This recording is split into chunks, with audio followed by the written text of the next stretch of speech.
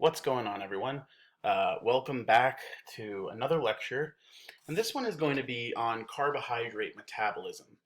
So, we have talked about a few of these things in previous lectures, but I will make sure to go over some topics that I'm going to be talking about so that you kind of get a refresher, and it will help you build on and layer on for this entire lecture. So, the first thing that I want to talk about is these oxidation reduction reactions, or you might have heard them called redox reactions.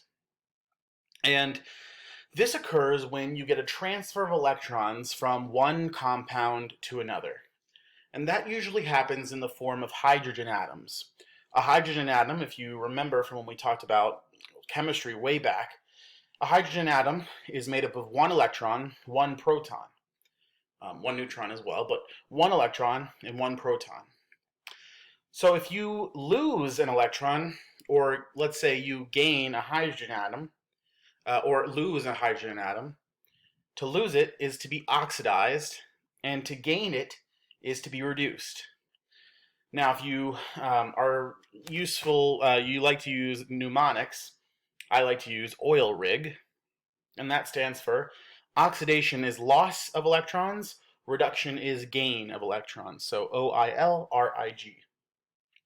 And by using that, it tends to help me remember the differences between oxidation and reduction, because unfortunately, reduction is gaining an electron.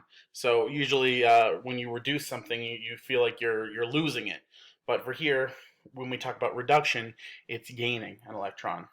And to be oxidized is to lose electrons. So, but that's how I remember it. And then we're going to talk about these two molecules, NAD and FAD.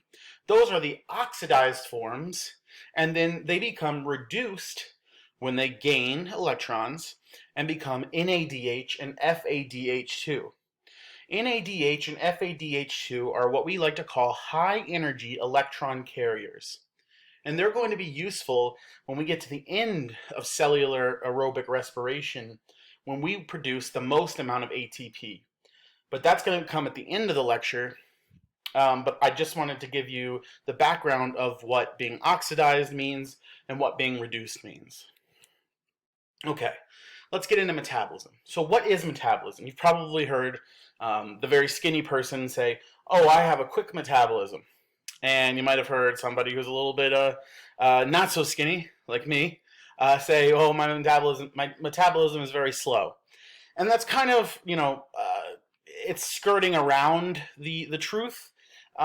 Really, what metabolism is, when we talk about it in a physiological standpoint, it's the sum of all chemical reactions, anabolic and catabolic, going on in your body.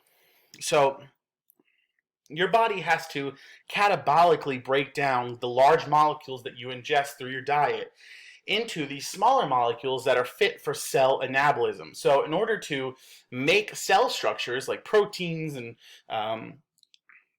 using your amino acids to make proteins and making cell structures like phospholipids, you have to get those molecules from the foods that you're eating.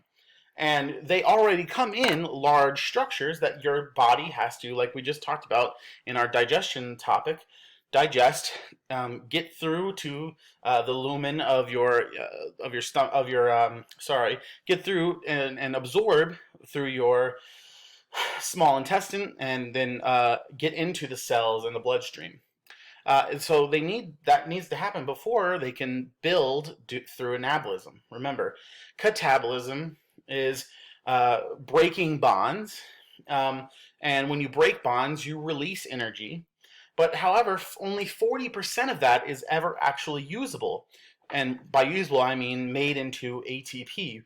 Remember, when ATP is adenosine triphosphate, that means there's 3 phosphate groups, and the last one is the bond that cells break to release energy and use it to do work. And when you break that bond, only 40% of it is actually usable, and that remaining 60% is lost to the environment as heat. One of the ways you can feel this is by turning on your car, and you get a combustion engine in your car that's breaking the chemical bonds of the fuel that you put into it. And after a while, you put your hand on it, it'll be extremely hot. And that's because that engine is not 100% using its energy at 100% rate. A lot of it is being lost to the environment as heat. Anyway, the body uses 4 major macromolecules: carbs, lipids, proteins, nucleic acids. We've talked about these in the past, but now let's talk about the metabolism of each, and we're going to start with carbohydrates first. So let's talk about monosaccharides.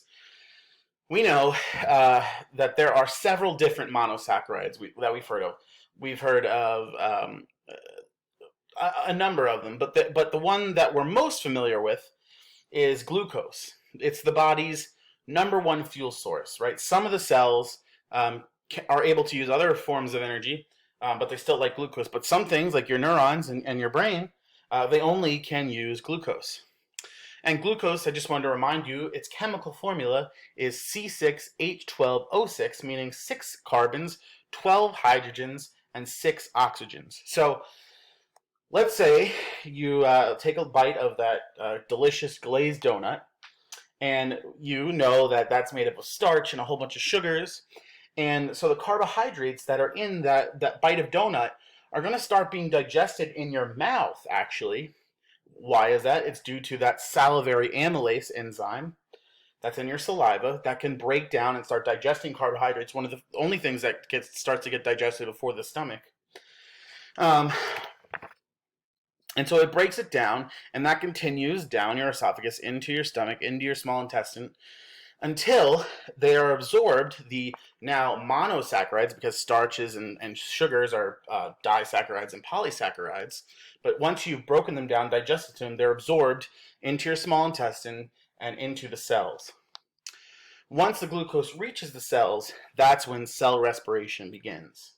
So cell respiration proceeds through 3 steps. The first is glycolysis. The next is the Krebs cycle, or the citric acid cycle. And then the last is it goes to what is called the electron transport chain, and there it performs oxidative phosphorylation. So a lot of information to get through in these 3 steps. We'll start with the first one, which is, of course, glycolysis. So the main thing to remember when thinking about glycolysis is this statement: you got to spend money to make money. I just told you that glucose is a 6-carbon molecule. And the product of glycolysis, by the way, look at that word, glycolysis, the cutting of sugar, is a 3-carbon molecules called pyruvate. So you get 2 of them, 3 and 3, that's 6. In order for that to happen, the cell has to invest 2 ATP molecules in order to do the splitting of glucose. I'll show you a picture of it in the next slide. And through a series of steps, which I would have to, if I was going to really make you memorize all this, it would be the entire hour that we have to spend together. But through a series of steps, and I'd have to use words like 1,6-bisphosphate and glyceraldehyde 3-phosphate G3P. These steps are not going to ask you to remember. But through these steps, glycolysis produces 4 ATP, and we say 2 net ATP, right? Because you've already had to spend 2. If you make 4 from spending 2, you net, or you make 2 really. And then 2 pyruvates, and then the 2 NADH high energy electron carriers. So of course that's great that we made 4 ATP, but in reality that's not a whole lot, especially because we already had to spend 2. Really what we're trying to get out of glycolysis are those 2 pyruvate molecules and of course the 2 NADH molecules. Now at this point, we have our 2 pyruvate molecules, and if oxygen is present, we can continue on, well, the pyruvates can continue on into the next step of aerobic respiration. But glycolysis is actually said to be an anaerobic process because it can continue in the absence of oxygen. And if the way that happens is if no oxygen is present, we can continue glycolysis if pyruvate enters the anaerobic pathway, where it gets converted into lactic acid. You're probably very familiar with the buildup of lactic acid because When you're exercising, think lifting weights, running long distances, after a while, what happens? Your muscles start to get this burn in them, and that is the buildup of lactic acid. Because you're not getting enough oxygen into the bloodstream, into those cells, they cannot continue to do aerobic respiration. So for a small amount of time, they do anaerobic respiration. Now, what else do you know about working out? Eventually, you hit your max and you can't go on any longer. And so the cells are no longer able to do this anaerobic respiration because the buildup of lactic acid basically makes them the process of glycolysis not able to continue. But it does give you that little burst to get through hard work. The other interesting thing that you might take away from this is that other organisms can do anaerobic respiration. One example is yeast. When we force it to do anaerobic respiration, it produces a byproduct that we're pretty happy and familiar with called ethyl alcohol.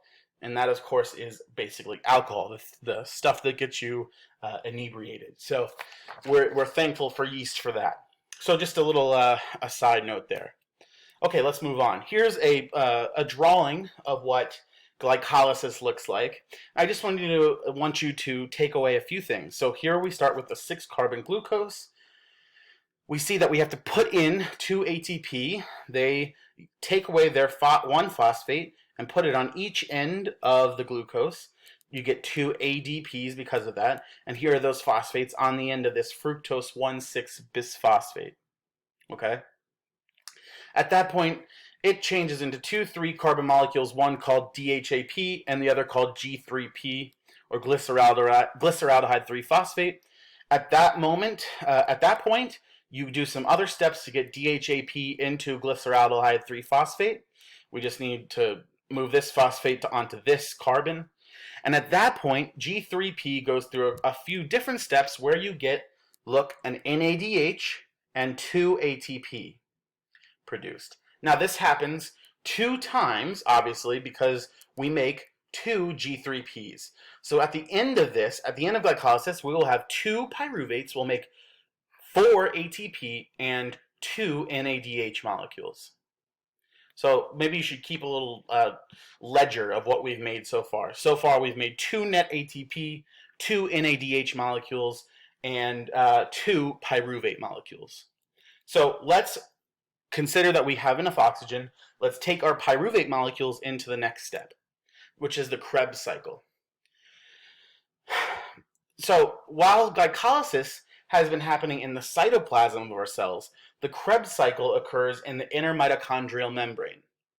So the pyruvate moves into the inner mitochondrial membrane, and it begins by taking the products of glycolysis, which again are those 3-carbon pyruvates, and reworking them to make a 2-carbon molecule called acetyl coenzyme A, or acetyl-CoA.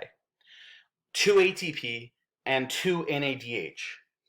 Okay, so all we've done there is gone from a 3-carbon molecule to a 2-carbon molecule, and that makes 2 ATP and 2 more NADH.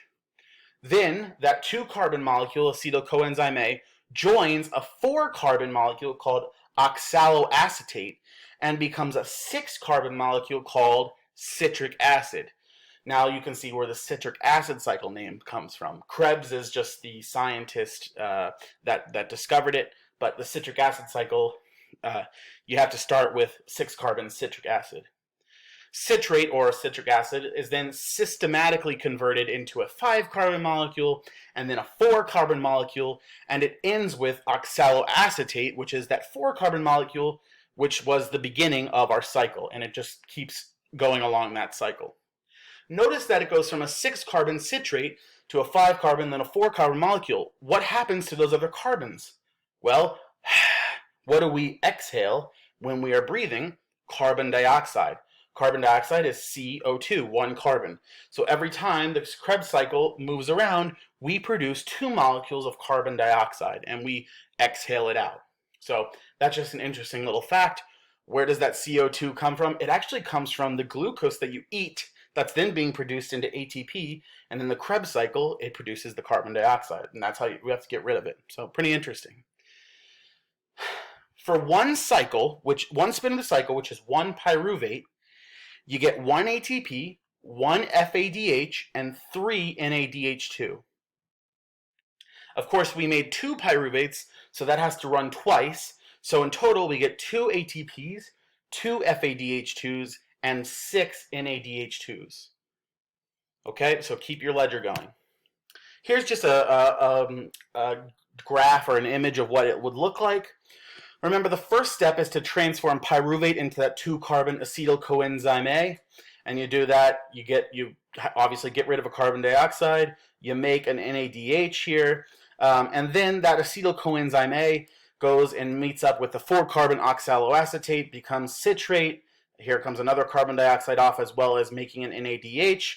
It's a 5-carbon alpha ketoglutarate that makes another CO2, goes down to 4 succinose coenzyme A, another NADH here. Obviously, some more stuff goes along. Succinate is a 4-carbon molecule. This is just transferring molecules here and there that changes the molecule. Here comes the FADH2 that we make. There's a water molecule that's brought in here to change fumarate to malate, and then that makes another molecule of NADH and transfers it back to oxaloacetate, where we can run it again. Okay, once again, NADH2 and FADH, they're really sort of the main focus. They're really what we're trying to get out of glycolysis and mostly the Krebs cycle. And the reason for that is you can think of them like batteries. When they are reduced, remember, when they gain electrons or pick up that hydrogen, it's like they're charged and they're ready to make some energy.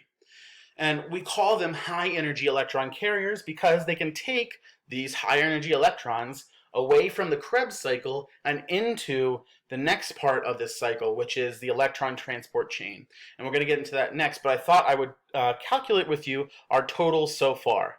We should have made 10 NADHs. You got 2 from glycolysis, 2 from changing pyruvate to acetyl coenzyme A, and 6 from the Krebs cycle.